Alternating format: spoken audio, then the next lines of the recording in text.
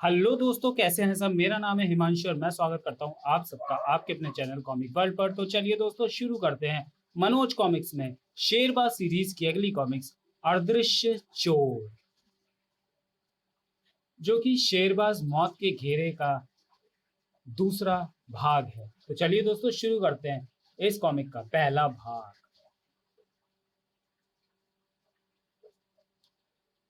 अदृश्य चोर, कथा अशीत चटर्जी और चित्रांकन एस राणा। प्रोफेसर भंडारी का अदृश्य मानव का फॉर्मूला विज्ञान जगत के लिए करिश्मा बनने वाला ही था कि तभी अपने फॉर्मूले सहित प्रोफेसर भंडारी को विश्व के नामी गिरामी देशों के स्वार्थ का शिकार बनना पड़ा। सीआईए एवं ब्रिटिश सीक्रेट इंटेलिजेंस जैसी संस्थाओं ने अपराध जगत के बेताज बादशाह क्राइम किंग को अदृश्य मानव का फॉर्मूला उड़ा लाने के लिए एक मोटी रकम अदा की थी, किंतु फॉर्मूले का रहस्य जानने के बाद क्राइम किंग बेईमान हो गया। क्राइम किंग ने अदृश्य मानव के फॉर्मूले सहित प्रोफेसर भंडारी का अपहरण करने के लिए एक खतरनाक साजिश रच डाली, जिसमें वह सफल भी हुआ। तभी बहादुर एवं जाबाज शेरबाज की सहायता से सिंधु आयोग ने सफलता प्राप्त की, और इससे पहले कि क्राइम किंग उस फॉर्मूले का लाभ उठा पाता, शेरबाज ने बड़ी बहादुरी के साथ क्राइम किंग के चक्रव्यूह को तोड़ डाला और क्राइम किंग को अपनी जान बचाकर भागने के लिए मजबूर होना पड़ा। आगे क्या होता है, प्रस्तुत चित्रकथा में पढ़े। क्राइम किंग के हेलीकॉप्टर के नजरों से ओझल होते ही पुलिस के जवानों ने वहां पड़ी विदेशियों की लाशों को एक वैन में लादा और पकड़े गए आदमियों को लेकर पुलिस का काफिला वापस लौट पड़ा। वह जीत सबसे अंत में थी, जिसमें शेरबाज पुलिस कमिश्नर व प्रोफेसर भंडारी के साथ बैठा हुआ था। स्पष्ट है इस कांड में विदेशी एजेंटों का भी हाथ है, कमिश्नर, लेकिन इस सच्चाई को प्रमाणित करने के लिए हमारे पास कोई सबूत नहीं है। शेरबाज, हाँ ये बात तो है। उधर आदेश मिलते ही भारतीय वायुसेना के लड़ाकू विमान क्राइम किंग के हेलीकॉप्टर की तलाश में आकाश में चारों ओर मंडराने लगे। लेकिन जब काफी खोजबीन के पश्चात भी वे क्राइम किंग के हेलीकॉप्टर का पता नहीं लगा सके, तो उन्होंने हार कर अपने कंट्रोल रूम से संपर्क स्थापित किया। हेलो हेलो बेस कंट्रोल, हमें खेद है कि हेलीकॉप्टर का अभी तक कोई पता नहीं चल सका। ओह, फिर भी कोशिश जारी रखो। Right sir. असफलता की सूचना पुलिस कमिश्नर के पास भी पहुंची। सॉरी कमिश्नर, अभी तक हमारी वायुसेना उस हेलीकॉप्टर को तलाश नहीं कर पाई है, लेकिन कोशिश जारी है। ओह, समझ में नहीं आता कि हेलीकॉप्टर आखिर गायब कहाँ हो गया, जमीन खा गई या आसमान निकल गया। इधर वायुसेना और पुलिस फोर्स स्थिति की गंभीरता को देखते हुए परेशान थी, तो उधर क्राइम किंग के हेलीकॉप्टर में अचानक अवरोध उत्पन्न हुआ। मर ओ माय गॉड, फ्यूल खत्म होने वाला है। मर गए, अब क्या होगा। क्राइम किंग, हेलीकॉप्टर को नीचे उतारने के सिवाय और कोई चारा नहीं। ये आप क्या कह रहे हैं बॉस। पता नहीं ये कौन सा इलाका है, ऐसा करने से दुर्घटना भी हो सकती है। अगर 2 मिनट के अंदर अंदर हेलीकॉप्टर को जमीन पर ना उतारा गया जोरा, तो ये खुद ही नीचे उतर जाएगा, और तब शायद हम दोनों की लाशें पहचानी भी नहीं जा सकेंगी। कहने के साथ ही क्राइम किंग जल्दी से हेलीकॉप्टर को नीचे उतारने लगा, लेकिन जैसे ही हेलीकॉप्टर कुछ नीचे उतरा, जोरा चीख उठा, बॉस नीचे पानी है। देख रहा हूँ, शायद नीचे कोई झील है, तुम कूदने के लिए तैयार रहो। तभी अचानक इंजन बंद हो गया, लेकिन जैसे ही हेलीकॉप्टर पानी में गिरा, क्राइम किंग और जोरा खिड़की से बाहर कूद गए और तैरते हुए किनारे की तरफ बढ़ने लगे। बाल बाल बचे जोरा। हाँ, लेकिन हेलीकॉप्टर से हम हाथ धो बैठे, परंतु जैसे ही वे किनारे पर पहुंचे, एक मजबूत जाल उनके ऊपर आकर गिरा और वे दोनों उस जाल में बुरी तरह फंस कर रह गए। उफ, ये मुसीबत कहाँ से आ गई। तभी कुछ भयानक शक्ल सूरत के आदमी वहां प्रकट हुए। ले चलो इन्हें। और वे क्राइम किंग और जोरा को जाल समेत उठाकर एक तरफ चल पड़े। जोरा, न जाने कौन लोग हैं ये। क्राइम किंग, कोई भी हो, लेकिन पुलिस के आदमी नहीं हो सकते। जबकि दूसरे दिन प्रोफेसर भंडारी के कथित हत्याकांड का भांडा फूटते ही शेरबाज का नाम हर आदमी की जुबान पर था। वाह, वास्तव में कमाल किया इस बहादुर नौजवान ने। उधर क्राइम किंग और जोरा ने एक हवेली के तहखाने में बंधे खड़े खड़े सारी रात आंखों में गुजार दी थी। सुबह उस तहखाने का द्वार खुला और एक लंबा चौड़ा स्यापोश 2 कद्दावर व्यक्तियों के साथ अंदर प्रविष्ट हुआ। लेकिन क्राइम किंग पर नजर पड़ते ही स्यापोश चौंक रहा। आए क्राइम किंग, अरे सेठ मौजीराम, तुम और यहाँ। लेकिन उत्तर देने की बजाय स्यापोश पलट कर अपने साथियों पर बेफर पड़ा। मूर्खों, ये तुम लोगों ने क्या किया। ये हमारे बादशाह क्राइम किंग है, इन्हीं की मेहरबानी से ही तो हमारा माल बिना किसी रोक टोक के हांगकांग की बंदरगाह पर उतरता है। जल्दी से खोलो इन्हें। सॉरी बॉस, मछेरे क्राइम किंग को पहचान न सके, इसलिए ये भूल हो गई। ठीक है, अब जल्दी से इनके बंधन खोलो। जोरा, शुक्र है मुसीबत टली। क्राइम किंग और जोरा के बंधन तुरंत खोल दिए गए। क्राइम किंग, तुम यह कैसे सेठ मौजीराम, और ये सब क्या चक्कर है। मौजीराम, यही मेरा अड्डा है क्राइम किंग। पुलिस सपने में भी नहीं जान सकती कि सारे हिंदुस्तान में नकली दवाओं और नकली विदेशी शराब की सप्लाई यहाँ से की जाती है। हमारे आदमी दिन रात पहरा देते हैं। यदि पुलिस का कोई कुत्ता यहाँ भूले भटके आ पहुंचे तो वह उनकी निगाहों से बच नहीं पाता। उन्होंने आपको भी शायद पुलिस का जासूस समझा होगा। क्राइम किंग, बहुत खूब, अच्छा बंदोबस्त कर रखा है तुमने। थोड़ी ही देर बाद क्राइम किंग और जोरा सेठ मौजीराम के साथ एक दूसरे कमरे में बैठे बातें कर रहे थे। क्राइम किंग, पुलिस हमें ढूंढ रही है मौजीराम। मौजीराम, आप निश्चिंत रहिए बॉस, पुलिस सिर पटक कर रह जाएगी किंतु आपका पता नहीं पा सकेगी। क्राइम किंग, ये जगह सचमुच सुरक्षित है। फॉर्मूला मेरे पास है। मैं अदृश्य होने की औषधि अब आराम से तैयार कर सकता हूँ। एक निश्चय कर एक निश्चय पर पहुंच क्राइम किंग की आंखें चमक उठी।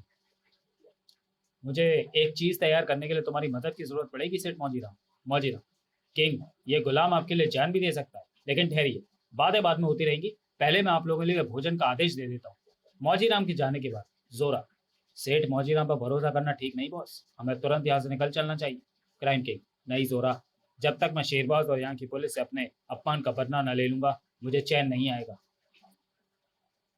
कुछ ही देर बाद खाने की टेबल पर क्राइम किंग ने औषधि में काम आने वाले सामान की एक लिस्ट मौजीराम को थमा दी। मौजीराम, बहुत जल्द ये सामान आपको मिल जाएगा किंग। क्राइम किंग, लेकिन किसी को कानो कान खबर नहीं होनी चाहिए। उधर प्रोफेसर भंडारी ने नई जिंदगी की खुशी में अपनी कोठी पर उसी रोज एक शानदार पार्टी का आयोजन किया। उस पार्टी में विशिष्ट सरकारी पदाधिकारियों के अलावा शेरबाज भी आमंत्रित था। मेरा जीवन तुम्हारा कर्ज है बेटे। शेरबाज, बेटा कहा है तो फिर कर्ज कैसा, मैंने तो अपना फर्ज निभाया है।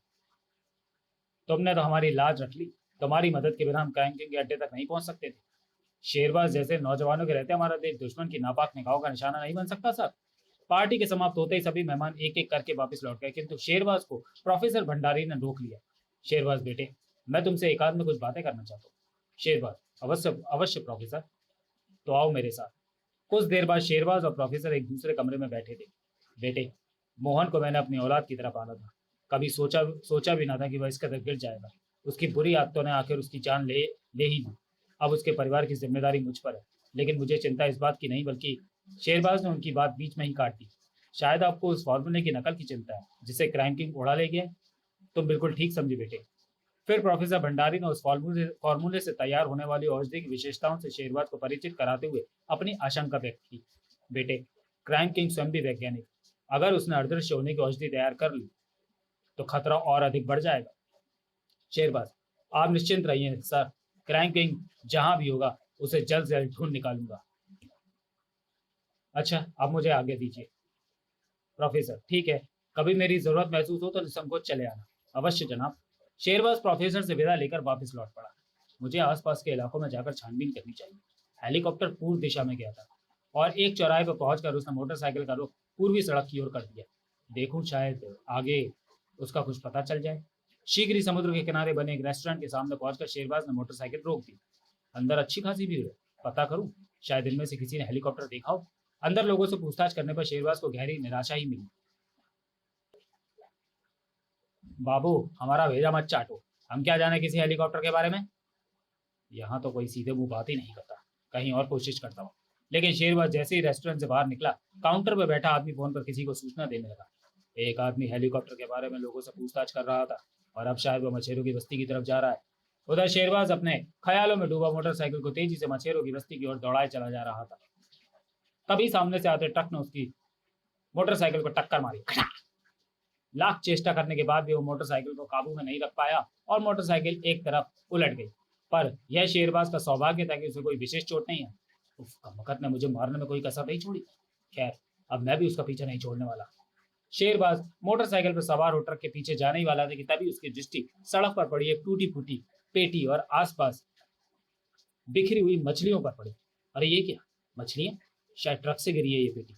न जाने क्या सोचकर शेरबाज मोटरसाइकिल से उतरा और सड़क पर पड़ी एक मछली को उठाकर उसका निरीक्षण करने लगा। अचानक वह चौंका। ओह, चरस। समझा, तो ये बात है।